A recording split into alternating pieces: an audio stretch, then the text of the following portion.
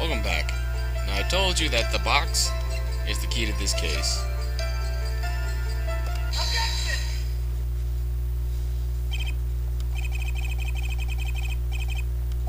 Of course not, with the box. I explained it pretty much last time. This is pretty much gonna lay it out. Ha. Such a good job at hinting.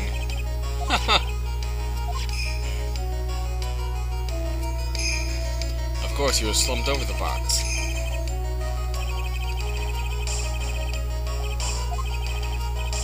Who placed the wooden box here, and why?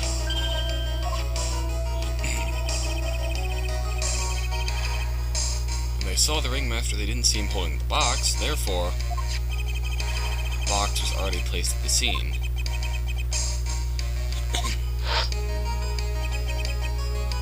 And when the bust came falling down, exactly the same moment that the ringmaster lifted up the wooden box.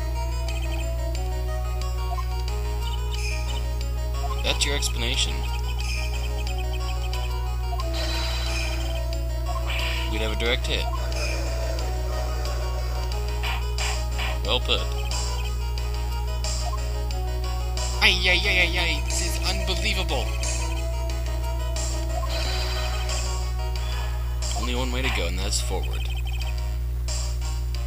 Who placed the wooden box at the scene? Connected it to a rope, then he lowered it down. What? What? Ow! Ow, ow.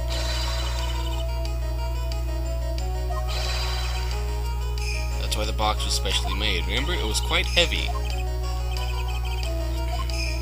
The weight of the box.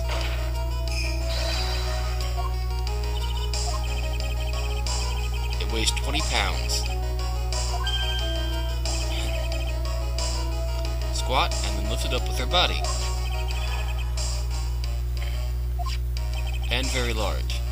Carrying handles on either side. Therefore, you'd have to squat down. Which means your head would pretty much be at the same place.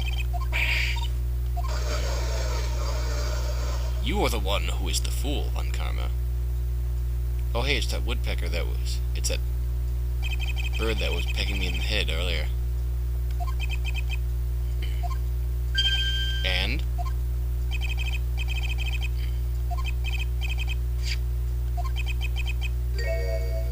You couldn't? Why? I remember.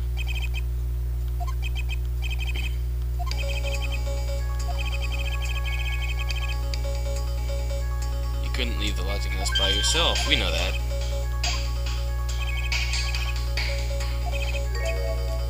How would you have gotten the bust into your room? That's a good question. One that's fairly obvious, considering who his roommate is.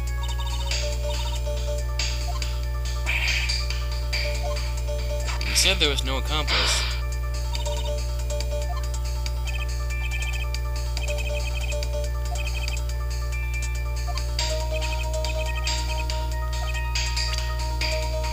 And that's Money the Monkey. Shiny objects of any size. He stole the ring. He stole Gumshoe's pocket watch. He stole our attorney's badge. He stole Regina's sparkly suit.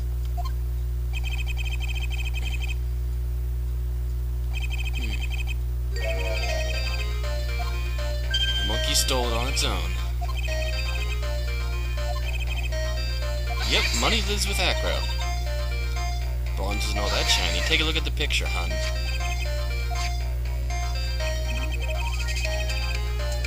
Those cards are quite sparkly.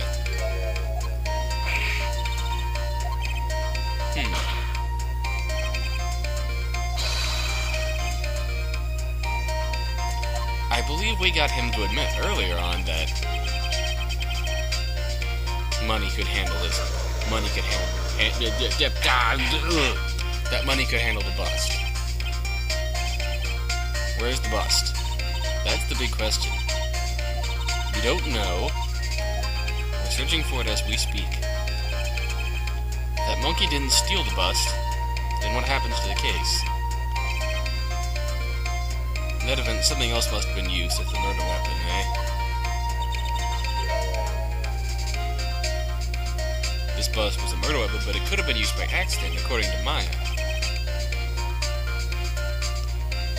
He just thought to use something that he pulled out of Money's stash.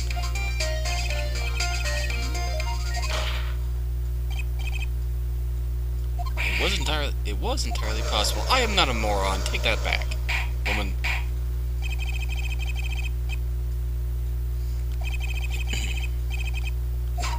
Ow.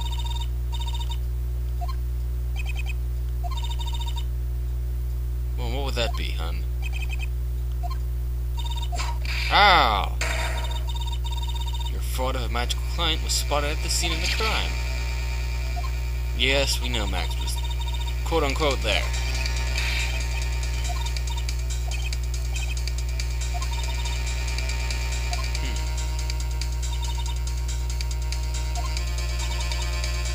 Listen to this.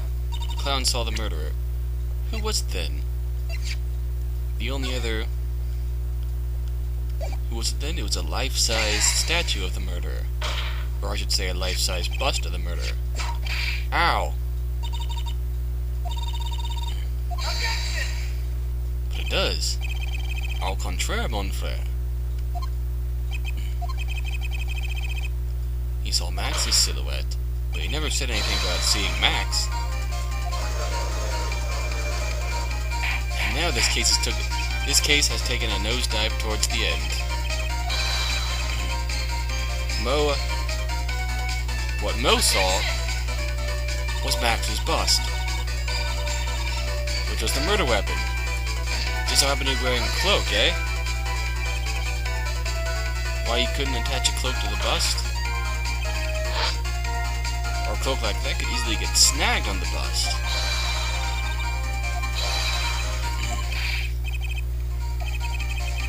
Who put the cloak on the bust?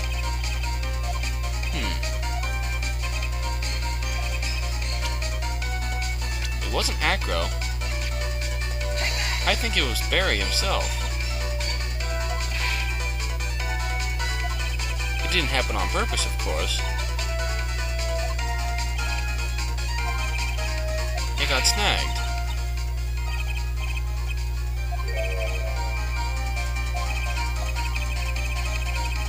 What really happened that night? Here's what happened. Agro used a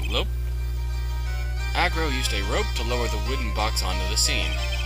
Then he attached the rope to the bust and dangled the bust out of his bedroom window, directly above the wooden box. At the same time, the ringmaster told Max to wait in his room and went to the scene. Of course, at the time, the ringmaster was wearing Max's costume. Perhaps he didn't want anyone to recognize him that night. But just as he feared, he was spotted at the entrance of the lodging house by none other than a ventriloquist and his puppet, Ben and Trilo. When the ringmaster arrived at the scene, he bent over to lift the wooden box. And that's when Acro took his chance and released the rope. Bang! Now this is when the magic happens. At the very instant that the bust hit the victim, the cloak came flying off. Ouch, that looks painful.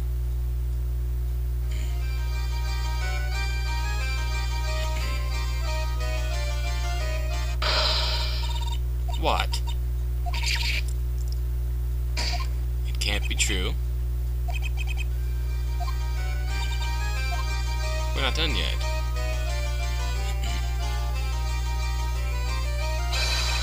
With the shock of the impact, it threw up the cloak and it got snagged on the bust.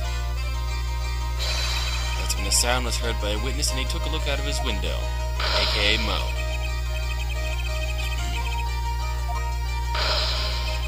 When Mo looked out his window, the cloak had already snagged onto the bust.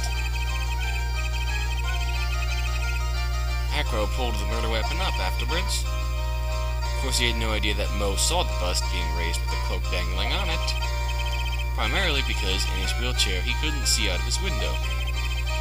He just kept pulling the bust up, and therefore, voila! The murderer flew.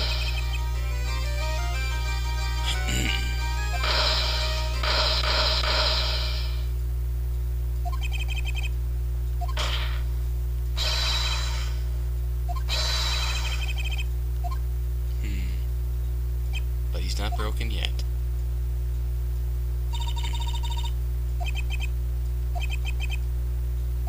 But we're almost to the end. We should get there next time. See ya.